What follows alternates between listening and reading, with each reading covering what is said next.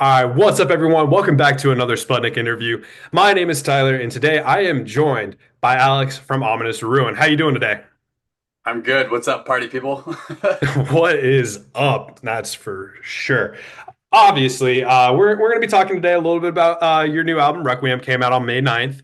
Just kind of going through stuff of that. But for those of you out there who might not know Ominous Ruin, Alex, can you tell us a little bit about the band and kind of how you guys started and kind of how you ended up where you are today? Yeah, well, I think it's probably, if you've been following us, you probably know it's not a secret that we've been around for a while. But that's just kind of a product of most of us have never really wanted to be like full-time musicians, like full-time touring musicians, and really we care more about like the product than, the product is the music more so than it is us, I feel like, right? And it's like music that we like to listen to. So the I'll try to keep it kind of short. I'm technically the only original member left in the band, but our original bass player, his name was Will Catlett, moved to Colombia, Bogota, and decided that was his dream and opened up a brewery down there. He's still one of my best friends. I love that guy, and I actually get to see him, I don't know, at least once a year. So that's pretty cool. Sick.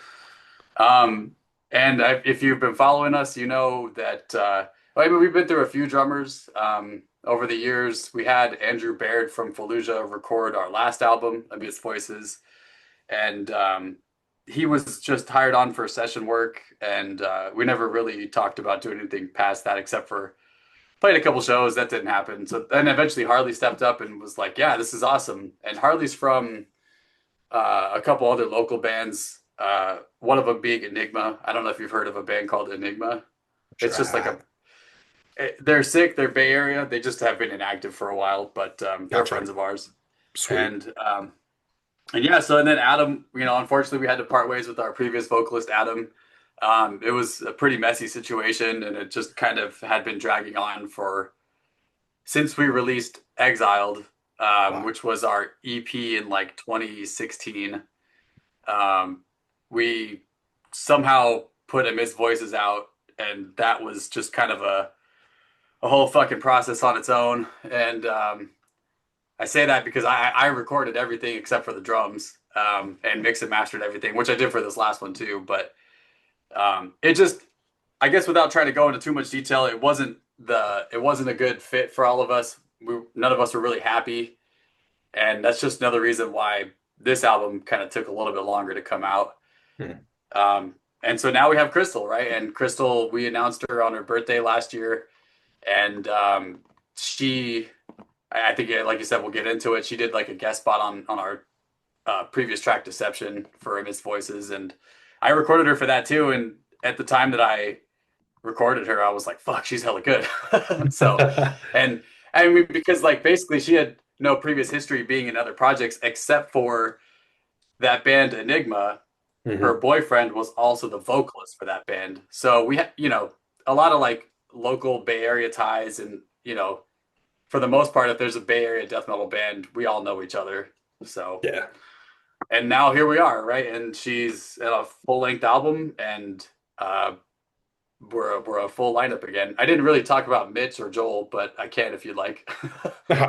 Feel free. Go Yeah, for it. yeah. Those two dorks live in Santa Cruz, so sometimes we got to get them over the hill, and it's kind of a pain in the ass sometimes because the traffic going from San Jose to San Francisco or San Jose to Santa Cruz, well, both sucks. Going each way sucks, Hmm. but they're awesome. Mitch is like one of the most creative bass players I've ever met, and Joel is also one of the most creative guitar players I've ever met. So to have them and their input on this album was pretty awesome. Whereas the Amidst Voices, it was a lot. I would say like 95% me. I wrote and programmed all the guitar, drums, and everything. Um, Structure wise, all the lyrics and bass was still Adam and Mitch.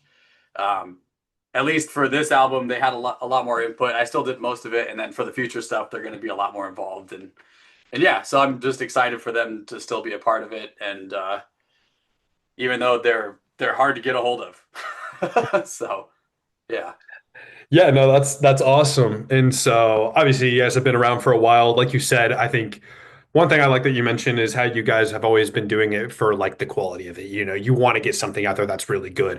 And Yeah. so looking more at your guys' style, across Exiled amidst voices and Hmm. Of Requiem. echoes. Yeah.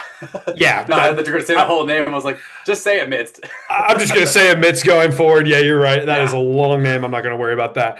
And so kind of looking at that, since you have been someone who's been a primary songwriter, this entire time, and you've been Mhm. around longest, obviously, uh, kind of what are your influences whenever it goes into writing stuff for Ominous Ruin? What are your biggest influences and kind of styles that you go after? Yeah, I think it's weird now because I've been playing guitar. I'm 35. I've been playing guitar since I was 11, so it's like 24 years of just this weird. It does it. I don't know. It just feels like it's just an extension. It's speaking a language. It's not really like you know. Um, Influence wise, I think mattered more when I was younger. So like those formative years that everyone talks about, being like a teenager and whatever bands you listen to around that time. For me, was like Origin, Severed Savior, Decrepit Birth, Nile, Behemoth, the bands that were like super popular in the mid 2000s to 2010s kind of. And then even before that, like bands that I still listen to, like Children of Bodom, fucking Metallica, or kind of goes all over. Corn. I listen to Corn still, like it's all over the place, and it's mostly these days not even metal. But when it comes to like how I've really written these last two albums, they do kind of tie together a lot because there's a lot of the same guitar technique that or guitar kind of structure that I use. But um, in general, it's more like feeling like what was I feeling in that moment when I wrote Amidst. I was just still kind of like in a chaotic place in life, and part of Requiem was like the same thing. So that's why it's like hectic, fast, and this album Requiem is faster than Amidst, and like it wasn't to prove a point or anything. And I've seen like some of the reviews, people online just saying like it sounds like 100 other tech bands. Not everyone says like there's been a few, not a lot, but I'm just kind Yeah. of like okay, but I don't think that, and I also don't think it's that technical either. I think it's just fast and kind of like has its own thing. It's its own thing in my mind. Not to like, I'm not trying to say that to brag. I just feel like it's just an emotional output as opposed to like I can out shred you. You know what I mean? Yeah. So yeah. I mean, yeah, that's Anyways. what music is about at the end of the day. I mean, Mm, like you said, it's an emotional outlet, not necessarily trying to be this next like innovative or extremely yeah. like, oh, I can out tech you, which Yeah. cool, that's great. I Yeah. don't know. Exactly. I don't I don't care for know. that at all. You can out tech whatever. It doesn't make it necessarily good. That's a I different and story. Yeah.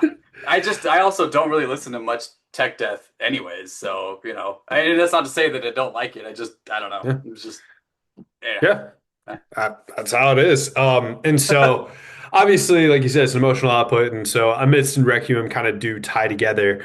Mhm. But since you guys started back in like that 2015 timeframe, I know you guys started a little bit before, but when Yeah. Exile came out, when you look at where you guys started to where you are now, especially with you as a primary songwriter, how do you think that you have grown as not just a guitarist, but as just someone who is a songwriter in general?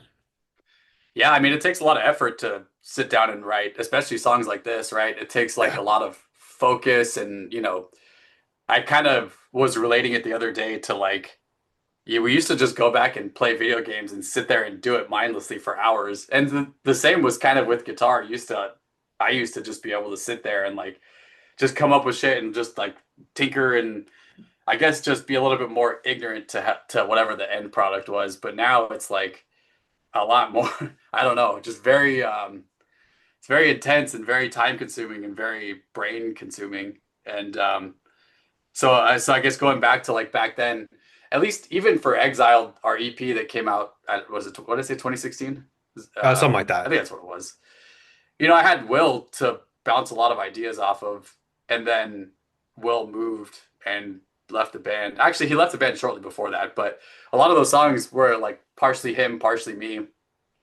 And when so after he left, I kind of took on the majority writing role, and Yeah, it was just a way. It was just like a necessity to just push it out and just like kind of forcibly grow. I don't know if that answers your question really, but it was just kind of like the natural path forward, you know. And No, no. and like the thing is, we got used to writing songs in Guitar Pro, and I think a lot of people do, and it's just these days now I just try to make sure if I'm writing something in Guitar Pro, I at least want to make sure that I'm recording it first in Pro Tools or something and just have like a more fully flushed out idea. Because sometimes, in Guitar Pro, it's like you can write something you can't play very easily, or it just doesn't end up sounding good because it's like you don't actually get to hear it played back. You hear these stupid MIDI notes played back or something, and I think a lot of bands fall into that trap where it's like, it's one of those things. It's on paper, it sounds great, but in reality, it's not right. Or I mean, it probably happens a lot of different places too.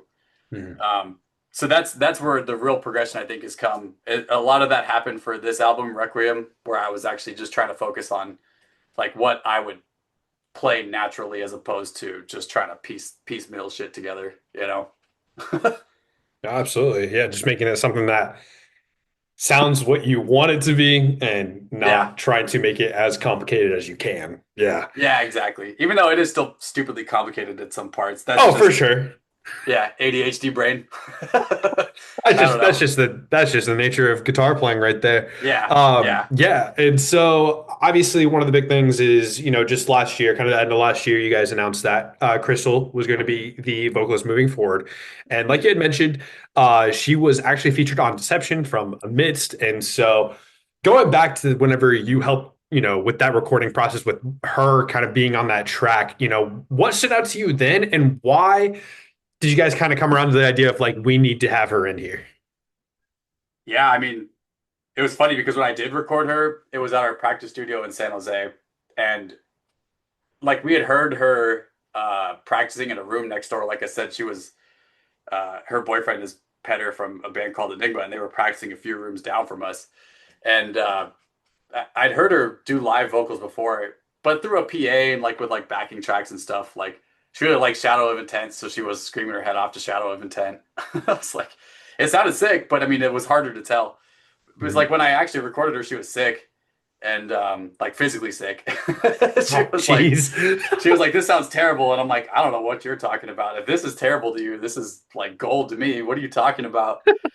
And the the hardest thing about being in a band is obviously personalities have to match and like work styles and workflow, like, whatever. Everyone has to get along. It's like we've been like real close friends for a long time now. So when we had to part ways with Adam, my first thought was like, I don't even want to do this anymore. So like Mhm. I actually, like, without going into too much detail, I actually like quit behind the scenes. I was like, you guys can fucking handle the rest of it because it was not a fun time for any of us really. And there's a few reasons why I had to get brought back into it. And then ultimately me and Mitch kind of got together and we're just like, fuck this. Why don't we just move forward with something else and just see what happens? And long story short, the first person that came to mind was like, I mean, I've always thought it'd be sick if Crystal was going to be the vocalist. Like, she's got the talent, she's got the drive, I mean, she's uh, pretty high up in her career. So it's like she can probably, obviously, like, if we're not doing this to be full time touring musicians, she could probably handle like whatever piece of the pie that she needs to.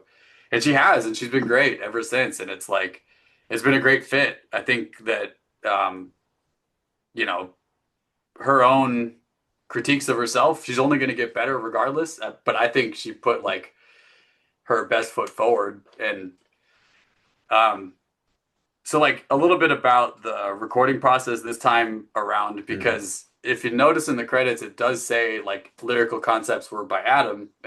We ended up just, kind of coming to an agreement like, hey, we we tried very hard to have Adam on this record for Mhm. a long time. And if he ever hears this, I'm just saying it how it is. Like, we tried really hard. So, and if he gets mad, he gets mad, but I don't think he will. um, but it just didn't work out, and like for a few reasons, like we just had to stop delaying everything. It was just kind of like, man, the pandemic's over. Like, why are we not doing anything? We went on a tour and then we're stagnant for like, I don't know, it's been almost 3 years at this point. So anyways, like, we had basically a list of lyrics from Adam to go through and just kind of lay out over all the tracks that I had already written. And so that was a task in its own, especially for somebody who has never recorded an album before, who's never really played a show before, never been in a band before. Um, and her boyfriend Petter being the lead vocalist of a previous band, and now his band is called Illusinus. They actually toured with us. He's got the experience essentially.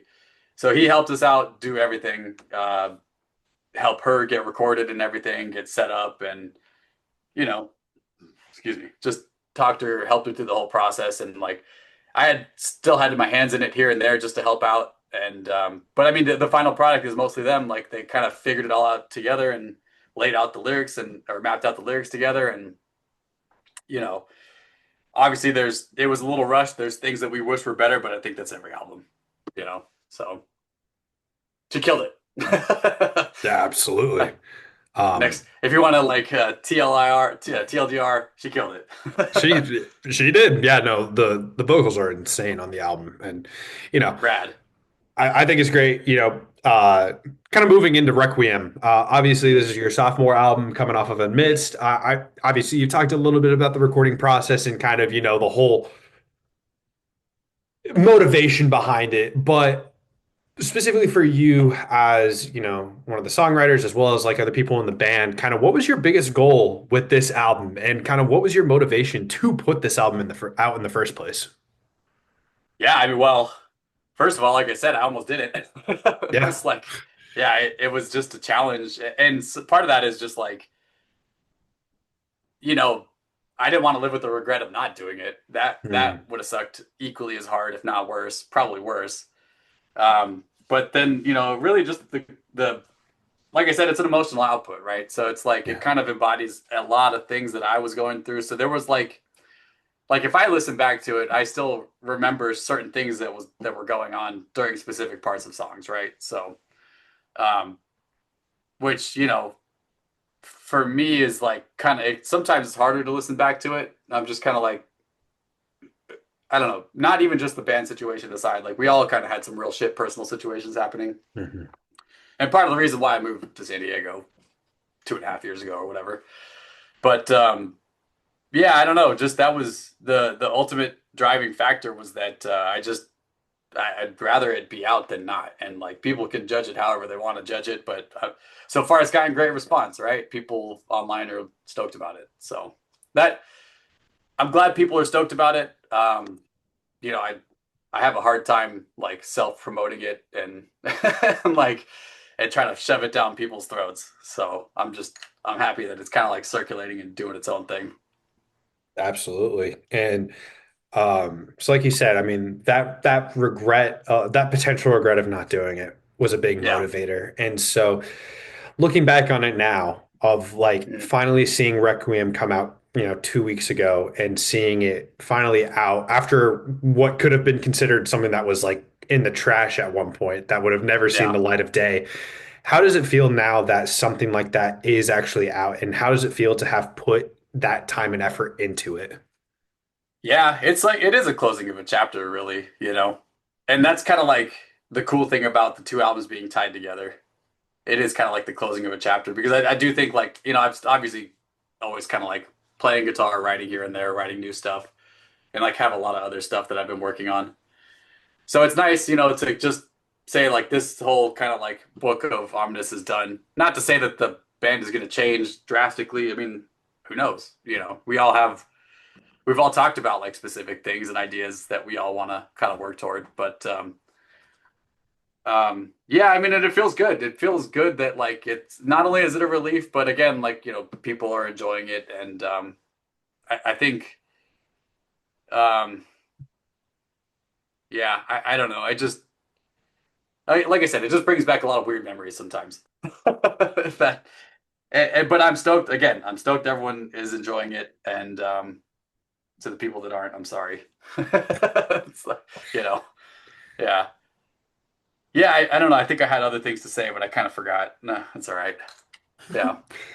That's all good. And, I think that's a great way of looking at it. Obviously, with the history of it and kind of how it all Yeah. came to be, there's obviously going to be some form of like a little bit of weird distance to it and kind of like Yeah. stuff that you don't necessarily want to relive. But I mean, that's the beauty of an emotional output. Sometimes it's not Yeah. something you want to see, but like you said, there's people out there who enjoy it and, you know, Yeah.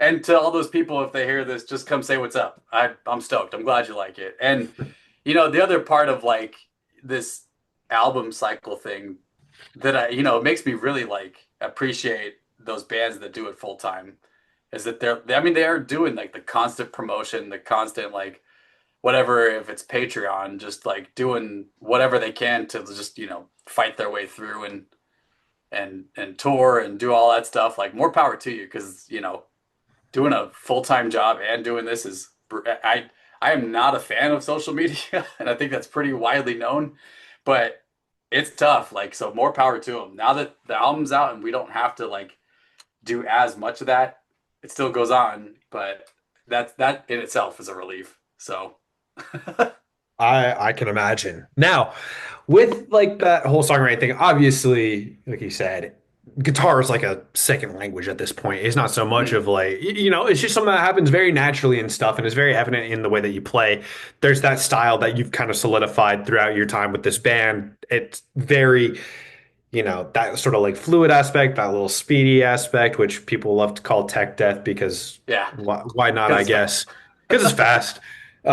Fast equals tech, but that's not Yeah. important. But like, kind of looking back at the recording process, are there any like specific songs or sections that have really stood out to you as something that you are very proud of just writing? Yeah. I mean, this album or all of them? Why not go for There's all of just them?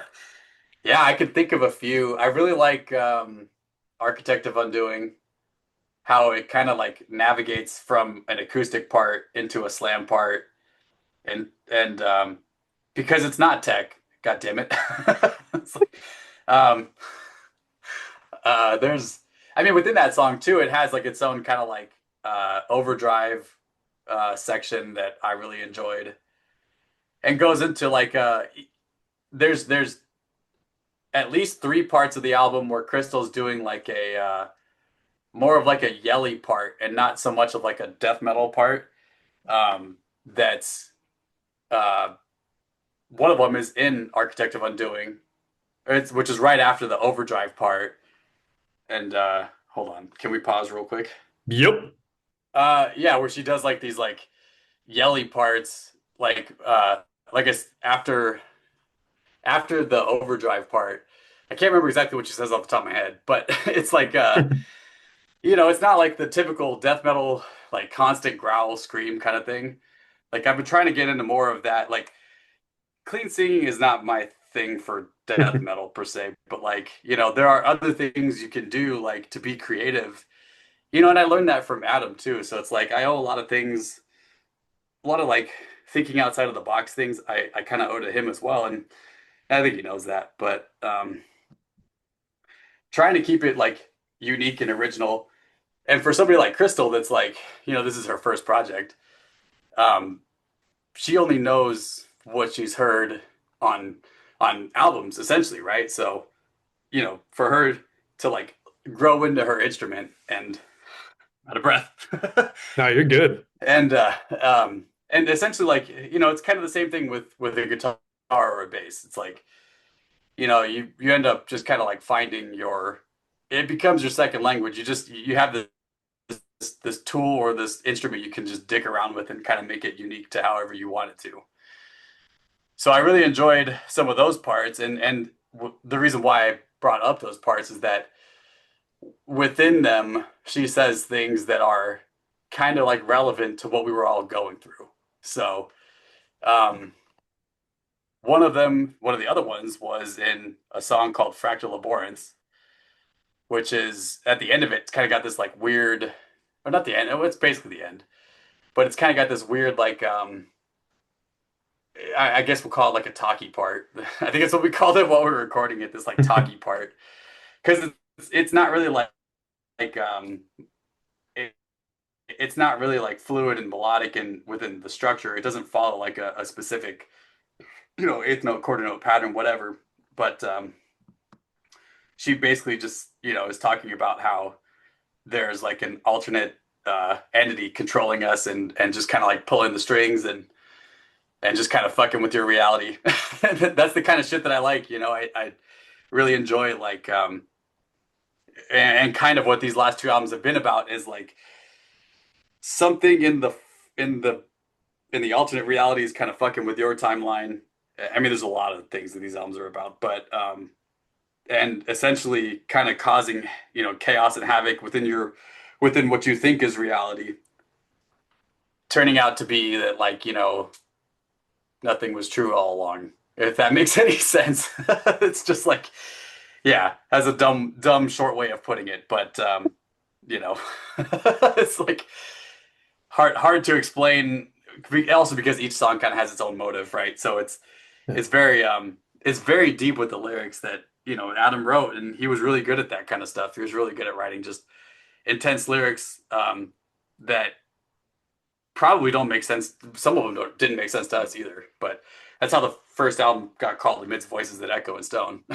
So, you know, um, other parts that I'm like super happy with. I mean, and again, like the whole album structurally is very guitar forward, right? Like it's a very, you can tell like the songs follow the guitar mostly. Um, so, if that's not your thing, I'm sorry, but thank you. But if I mean, if you can let the guitars kind of do some of the talking, like I think you kind of like get enveloped into the album and like it becomes a different experience, right? So some of those guitar parts are like eternal.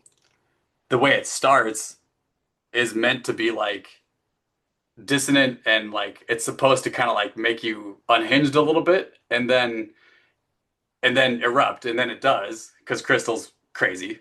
And then the same thing happens like later after the clean section. It's like it goes dissonant and it kind of is supposed to be a little unhinged and then goes into like a super heavy tech part. And it's like I do that stuff on purpose because of I like necrophagy riffs too, but I think a lot of it I really tried to just like lean into the chaos of all of our lives. Mm. So yeah, that's kind of why it is the way it is. So Yeah, it's awesome. And you kind of obviously touched on it at the end there, but I think one thing that I really enjoyed about the album was that sort of dynamic, especially with like Banos' Ezekiel triality with like the yeah. the very acoustic centric Hmm.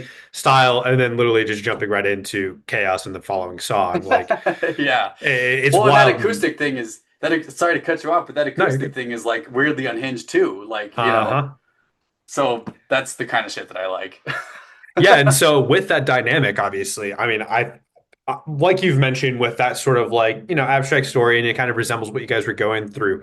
Um, can you tell a little bit more about like how you balance those two sides where you get that unhinged sound of the clean sections, but also find a way to fluidly transition into something that's just chaotic and just stupid heavy and stuff like that.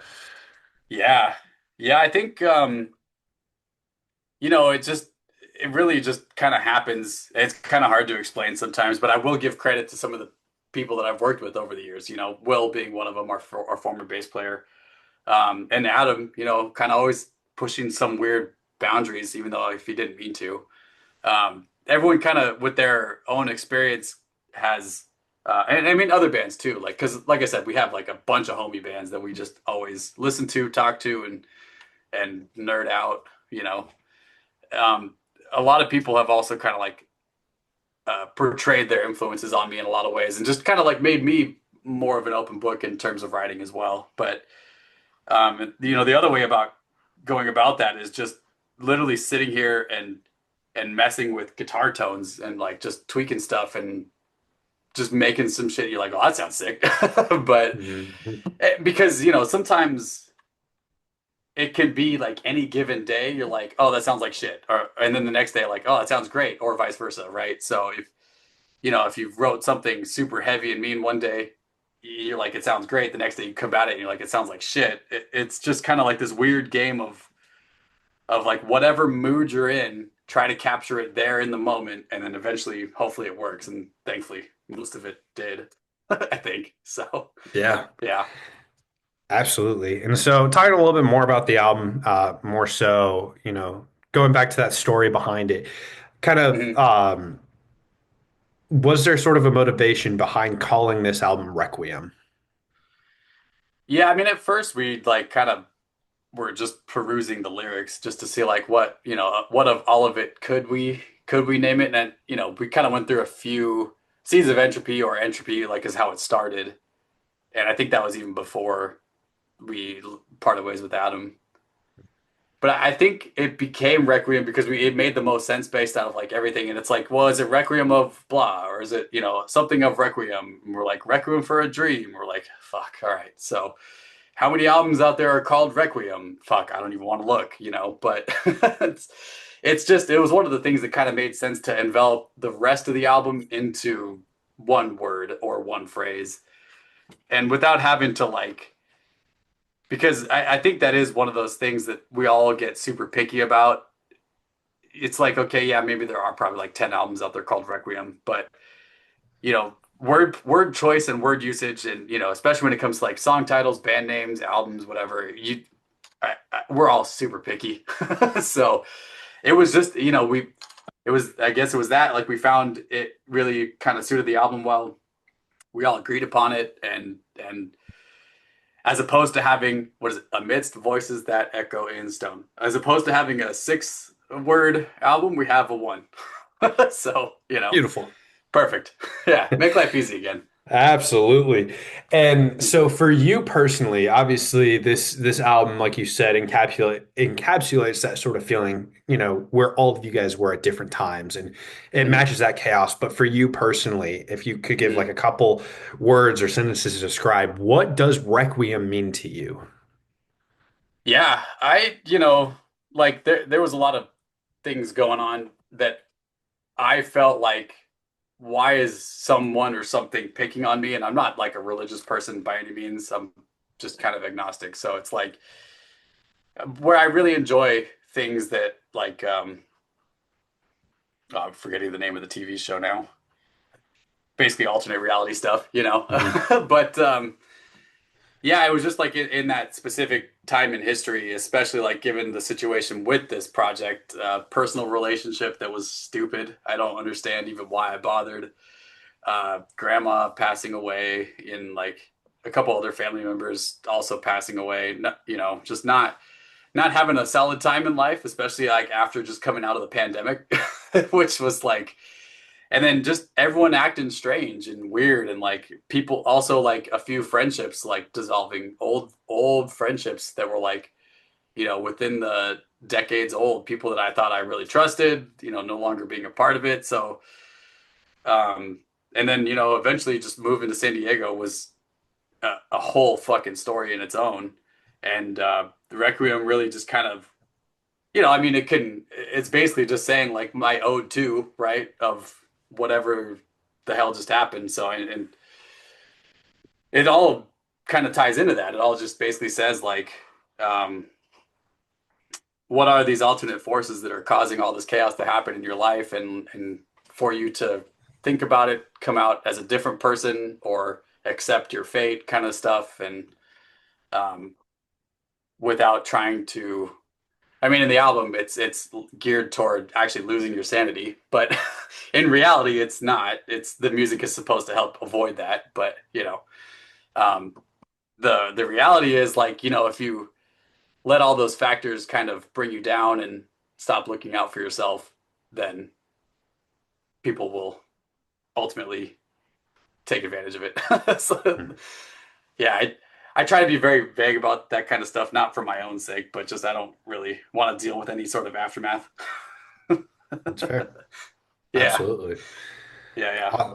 Awesome. And so we kind of briefly touched on it at the beginning of the interview of just kind of talking about the progression of the band from Exile up until now. But Mhm. looking at specifically at Requiem, having that come out, all that work that you put into it, even in the 3 to 4 years in between amidst, how do you feel that you have grown as not only a musician, but as a person in between those years? Yeah, for sure. Well, I think anybody in their early to mid 20s is higher testosterone, kind of, more of a go-getter. I think we were all gung-ho back then in the day and everything, and I'm a lot more like calm and relaxed now, and nothing really phases me anymore, especially after all the experiences, right? So it's like, man, after all that stuff, you couldn't really do anything to hurt me. But and being in a band is exactly that. And that's kind of why we've all been like, let's just do this for fun, or at least try to, and take it as far as it can go while we're all still on the same page of like, yeah, we have to work full-time jobs to support ourselves, families, and everything. And yeah, it's taught me a lot of patience. It's taught me a lot of you know, not that college or anything didn't teach me how to work with people, but it's just taught, everyone's different. You just always learn personalities. Even to this day, you still learn, different personality types and how people work and whatnot. And yeah, it's just, again, the one thing I think the most is patience. And after amidst, I would say like learning how to take criticism was different because in work you're just like, oh yeah, I can fix this, do that, move on, whatever. It's not as personal as like an album that you know spend a lot of time and really enjoy. When somebody critiques it weird, you're just kind of like, okay, that sucks, but maybe you didn't listen to it like I did or something. So just learning that, and I mean, I'm the same way. I don't listen to like all music, all metal, whatever. So just everyone has an opinion, and that's okay, you know? Yeah. And so kind of, just to finish up, come to an end with this. Obviously you said one of the big things is you guys do this for fun. You do it for the art of music, right? Mhm. With the understanding that you guys have full-time jobs and this is just, like you said, an emotional outlet. But kind of looking forward, looking ahead, what's kind of next for Ominous Ruin? Yeah. Well, yeah, I mean, we still want to do tours and stuff. Hmm. You know, Absolutely. it's yeah, without trying to drain the PTO bank, but it's still possible. The things that we can do are still, the difference is like, if we're gonna play shows and whatnot, it's got to be just a little bit more precise about like how we get out and do those kind of things. And maybe that's not what the industry wants, but sorry, it is what it is, right? So, um, we can't go out and play Tuesday night shows to 10 people. That's just not going to happen. you know. But that's it. I mean, where the goal is to play some shows, get out there, get Crystal on stage for her first ever full show. And I still always just kind of like tinker away. You can see my whole studio in the background, just That's what's up. my little 10 by 10 room, but whatever. you know, Yeah. this is just the lab. And I think, we've discussed a lot of like, what do we want to do? For me, for sure, I know I can write another tech death album. I just call it California Cali Death. It's like all the bands that I used to listen to are basically like California death metal bands. I don't know. Anyways, I can pump out another one of those, and I intend to. It's just gonna be a while, and then we're gonna do some other stuff in between. I think so. Stay tuned. Well, that's awesome, man. Well, once again, dude, thank you so much for being willing to talk with me today. It was great being able to kind of pick your brain and kind of know, who you guys are and kind of what Requiem is. My So, pleasure, Tyler. It's been fantastic talking to you. Thanks for letting me ramble about us. absolutely. And for everyone out there on Sputnik, please, if you haven't listened to Requiem, go give it a listen. Like he said, like it, don't, whatever. This is his Yeah. emotional output. Enjoy it. Show some love, show some support, and I'll see you guys in the next one.